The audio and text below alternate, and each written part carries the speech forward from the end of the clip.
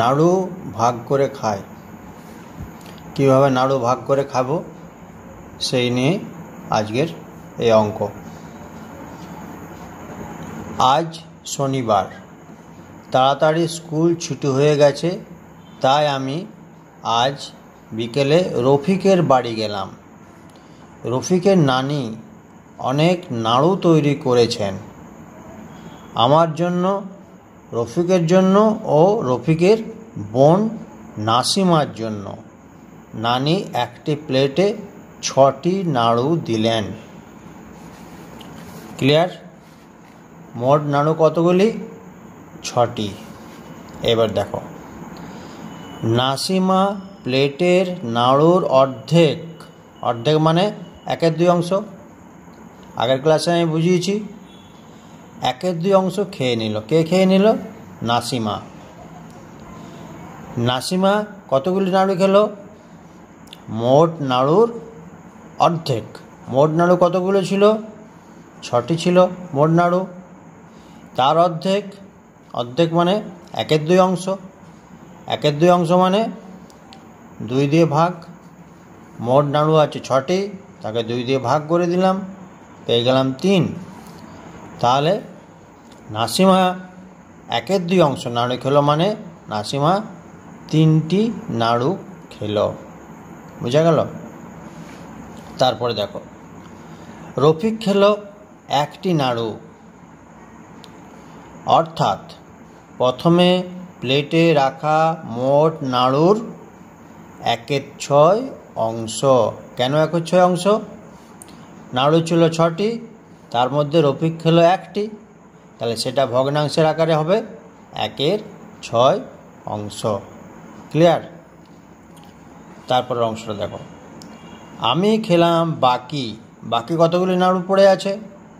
মোট নাড়ু ছিল 6টি, তার মধ্যে নাসিমা খেয়েছে 3টি, নাসিমা খেয়েছে 3টি, আর রফিক খেলো 1টি। মোট নাড়ু খাওয়া হয়ে গেল 4টি। তাহলে বাকি নাড়ু কতগুলি আছে? 6 বিযুক্ত 4 সমান 2টি। আমি খেলাম 2টি নাড়ু, অর্থাৎ প্রথমে প্লেটে রাখা মোট নাড়ুর কত অংশ খেলাম? 2/6 অংশ খেলাম। কেন? নাড়ুর সংখ্যা 6, তার মধ্যে আমি কটি খেয়েছি? 2টি খেয়েছি। এটিকে ভগ্নাংশের আকারে লিখলে হয় 2/6 অংশ। বুঝতে পারলে সবাই? বেশ। তারপরের অংশ দেখো, কিছুক্ষণ পরে নানি আরও একটি প্লেটে 8টি নাড়ু দিলেন। আরও 8টি নাড়ু নানি নিয়ে এলেন। এবার রফিক আমাকে দিল এই প্লেটের অর্ধেক নাড়ু। অর্ধেক নাড়ু মানে 1/2 অংশ। ক্লিয়ার? তাহলে রফিক আমাকে কতগুলি নাড়ু দিল? 8টি নাড়ু ছিল, তাকে অর্ধেক করলাম। অর্ধেক মানে 2 দিয়ে ভাগ। 8/2 সমান 4টি। তাহলে আমার ভাগে কতগুলি নাড়ু এলো? 4টি নাড়ু এলো। বুঝা গেল? খুব সহজ জিনিস। অর্ধেক মানে 2 দিয়ে ভাগ, সেটাকে গণিতের ভাষায় লেখা হবে 1/2 অংশ। এবার কি হলো? এবার রফিক নিজে খেলো 2টি নাড়ু। রফিক খেয়েছে 2টি নাড়ু, সেটাকে যদি আমি ভগ্নাংশের আকারে লিখি, কীভাবে লিখব? মোট নাড়ুর সংখ্যা 8টি, তার মধ্যে 2টি খেয়েছে, সেটা লিখব 2/8 অংশ। বুঝতে পারলে? মোট নাড়ু 8টি, তার মধ্যে খেয়েছে 2টি, তাহলে সেটিকে ভগ্নাংশের আকারে লিখব কীভাবে? 2/8 অংশ। নাসিমা খেলো বাকি। বাকি নাড়ু তাহলে কতগুলো রইল? আমি খেয়েছি 4টি, রফিক খেয়েছে 2টি, তাহলে মোট নাড়ু কতগুলি খাওয়া হয়ে গেল? 4 + 2 6টি। বাকি রইল কতগুলি? তাহলে মোট ছিল 8টি, 6টি খাওয়া হয়ে গেল। 8 বিযুক্ত 6, 2টি নাড়ু বাকি রইল। এই 2টি নাড়ু কে খেলো? নাসিমা খেলো বাকি 2টি নাড়ু, অর্থাৎ 8টি নাড়ুর 2/8 অংশ। 2/8 অংশ কেন হলো? মোট নাড়ু 8টি, তার মধ্যে নাসিমা খেলো 2টি, তাহলে সেটাকে ভগ্নাংশের আকারে লিখলে হয় 2/8 অংশ। বুঝতে পারলে? বেশ, এবার দেখো, আমি মোট নাড়ু খেলাম। আমি মোট কতগুলি নাড়ু খেলাম? আগে খেয়েছিলাম 2টি, এখন খেলাম 4টি। আমি খেলাম, প্রথম অংশের দিকে তাকিয়ে দেখো, আমি খেলাম বাকি 2টি নাড়ু। তাহলে এখানে 2টি নাড়ু খেয়েছিলাম আর এখানে খেলাম আমি 4টি নাড়ু। আমার রফিক আমাকে 4টি নাড়ু দিয়েছিল। তাহলে আমার কতগুলি নাড়ু হলো মোট?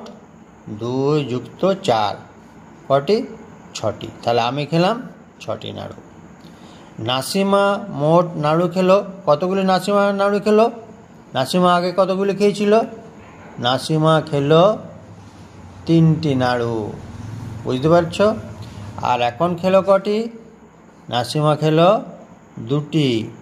তাহলে মোট কটি খেলো? 3 যুক্ত 2 সমান 5টি। রফিক খেলো কটি? রফিক আগে খেয়েছিল 1টি, এই দেখো আগে একটি খেয়েছিল। আর এখন খেলো কটি? এখন খেয়েছে 2টি, এই যে রফিক 2টি খেয়েছে। তাহলে টোটাল কতগুলি খেলো? 1 যুক্ত 2 3টি। বুঝা গেল? এবারের অংশটা দেখো, আমি খেলাম 14টি নাড়ুর 6-এর 14 অংশ। 6-এর 14 অংশ কেন হলো? মোট নাড়ু 14টি, 6 যুক্ত 8, আগে 6টি এনেছিলেন আর এখন এনেছিলেন 8টি। 6 যুক্ত 8 14টি। 14টি নাড়ুর মধ্যে আমি খেয়েছি 6টি নাড়ু। বুঝে যাচ্ছে? 6টি নাড়ু। তাহলে ভগ্নাংশে প্রকাশ করলে হয় 6-এর 14। ক্লিয়ার? নাসিমা খেলো কটি? নাসিমা খেলো 14টি নাড়ুর 5-এর 14 অংশ। 5-এর 14 অংশ কেন করলাম? নাসিমা মোট খেয়েছে 5টি, তাহলে 14-র মধ্যে 5, সেটাকে ভগ্নাংশের আকার হয়ে গেল 5-এর 14। রফিক খেলো কটি? রফিক 14টি নাড়ুর 3-এর 4 অংশ খেলো। কেন? মোট নাড়ু 14, তার মধ্যে রফিক খেয়েছে 3টি, তাহলে সেটাকে ভগ্নাংশের আকারে লিখলে হয় 3-এর 14 অংশ। ক্লিয়ার? এই আমাদের ভগ্নাংশের অঙ্ক। সুন্দর করে অঙ্কটি করবে বাড়িতে, তারপর আমাকে পাঠাবে, আমি দেখব সবাই ভালো করে করতে পেরেছো কিনা। পরের পাতায় চলে যাও, একটু রং করার অঙ্ক আছে, 109 পাতা। দেখো, এই অঙ্কটা তোমরা কিন্তু বাড়িতে করবে, খুব সহজ। 1-এর 2 অংশে সবুজ রং দিই, তার মানে দুটোর মধ্যে একটা। 1-এর 2 মানে দুটোর মধ্যে একটা, দুটোর মধ্যে আমি একটা করে সবুজ রং করব। বুঝা গেল? এই দুটোর মধ্যে একটা, এই দুটোর মধ্যে একটা, এই দুটোর মধ্যে একটা, এই দুটোর মধ্যে একটা। ক্লিয়ার? আবার দেখো, এই দুটোর মধ্যে একটা, এই দুটোর মধ্যে একটা, এই দুটোর মধ্যে একটা, এইভাবে রঙগুলো করব। এই দুটোর মধ্যে একটা, এই দুটোর মধ্যে একটা, এই দুটোর মধ্যে একটা, এই দুটোর মধ্যে একটা, এইভাবে আমরা রঙগুলো করব। এগুলো ভগ্নাংশকে সুন্দরভাবে বোঝানোর জন্য এই অঙ্কগুলো দেওয়া হয়েছে। তোমরা এগুলো বাড়িতে করে আমাকে দেখাবে, খুব সহজ অঙ্ক। না করতে পারলে আমি আবার তোমাদের বুঝিয়ে দেবো। ঠিক আছে? আজকের ক্লাস তাহলে এখানেই শেষ করলাম। সবাই ভালো থেকো, সুস্থ থেকো।